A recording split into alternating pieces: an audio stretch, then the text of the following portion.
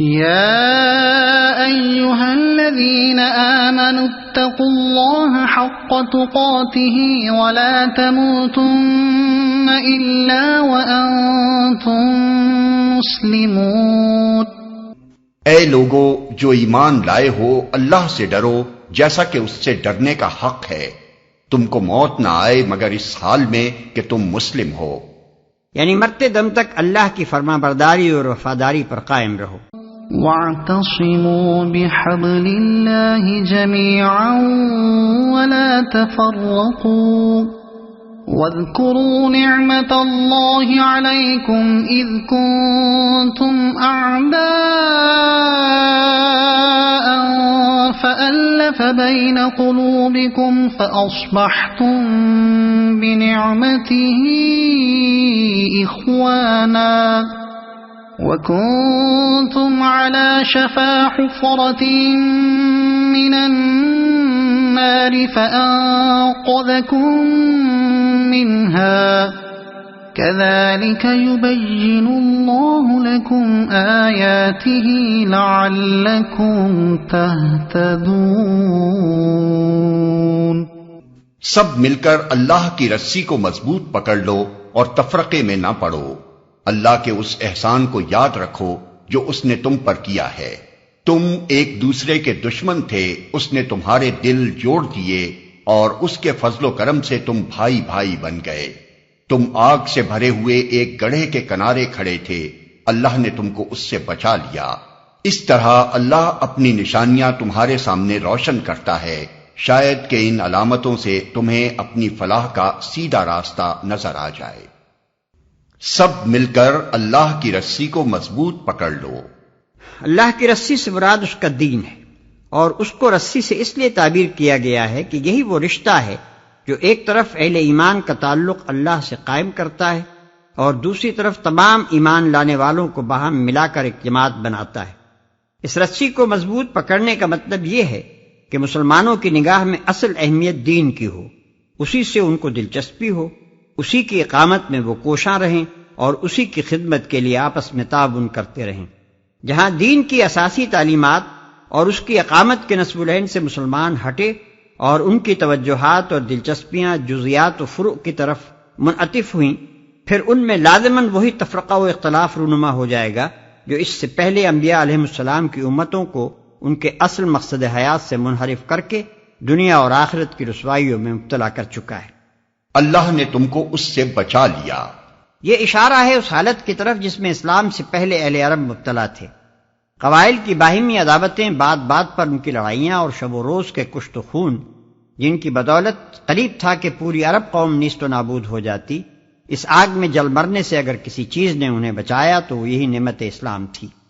یہ آیات جس وقت نازل ہوئی ہیں اس سے 3-4 سال پہلے ہی مدینے کے لوگ مسلمان ہوئے تھے، اور اسلام کی یہ جیتی جاگتی نعمت سب دیکھ رہے تھے کہ اوس اور خزرج کے وہ قبیلے جو سال ہا سال سے ایک دوسرے کے خون کے پیاسے تھے، باہم مل کر شیر و شکر ہو چکے تھے، اور یہ دونوں قبیلے مکہ سے آنے والے مہاجرین کے ساتھ ایسے بے نظیر ایثار و محبت کا برتاؤ کر رہے تھے جو ایک خاندان کے لوگ بھی آپس میں نہیں کرتے۔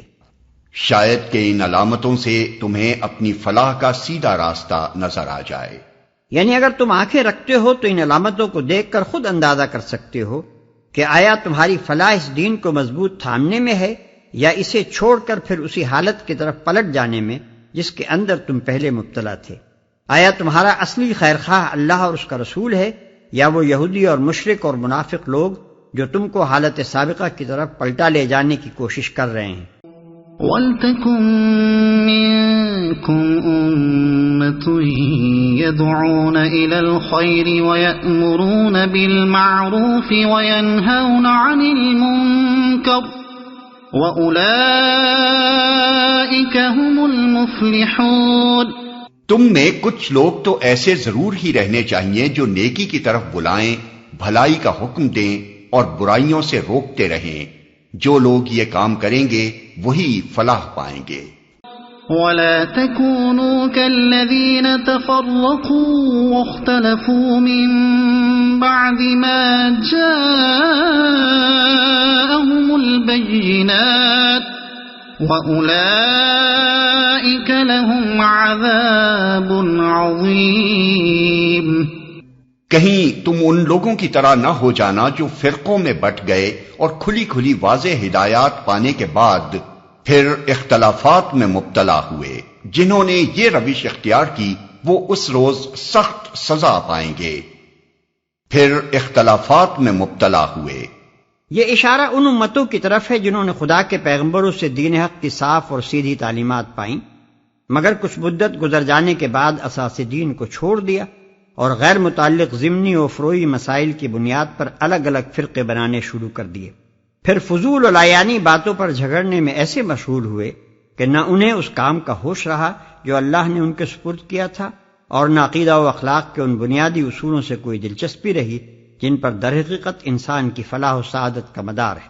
يوم تبيض وجوه وتسود وجوه فأما الذين اسودت وجوههم أكفرتم بعد إيمانكم فذوقوا العذاب بما كنتم تكفرون وأما الذين ابيضت وجوههم ففي رحمة الله هم فيها خالدون۔ جبکہ کچھ لوگ سرخ رو ہوں گے اور کچھ لوگوں کا منہ کالا ہوگا۔ جن کا منہ کالا ہوگا ان سے کہا جائے گا کہ نعمت ایمان پانے کے بعد بھی تم نے کافرانہ رویہ اختیار کیا، اچھا تو اب اس کفران نعمت کے صلے میں عذاب کا مزہ چکھو۔ رہے وہ لوگ جن کے چہرے روشن ہوں گے تو ان کو اللہ کے دامن رحمت میں جگہ ملے گی اور ہمیشہ وہ اسی حالت میں رہیں گے۔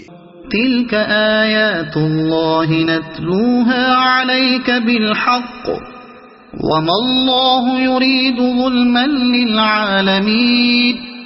یہ اللہ کے ارشادات ہیں جو ہم تمہیں ٹھیک ٹھیک سنا رہے ہیں، کیونکہ اللہ دنیا والوں پر ظلم کرنے کا کوئی ارادہ نہیں رکھتا۔ یعنی چونکہ اللہ دنیا والوں پر ظلم کرنا نہیں چاہتا، اس لیے وہ ان کو سیدھا راستہ بھی بتا رہا ہے، اور اس بات سے بھی انہیں قبل از وقت آگاہ کیے دیتا ہے کہ آخر وہ کن امور پر ان سے باز پرس کرنے والا ہے۔ اس کے بعد بھی جو لوگ کجروی اختیار کریں اور اپنے غلط طرز عمل سے باز نہ آئیں وہ اپنے اوپر آپ ظلم کریں گے۔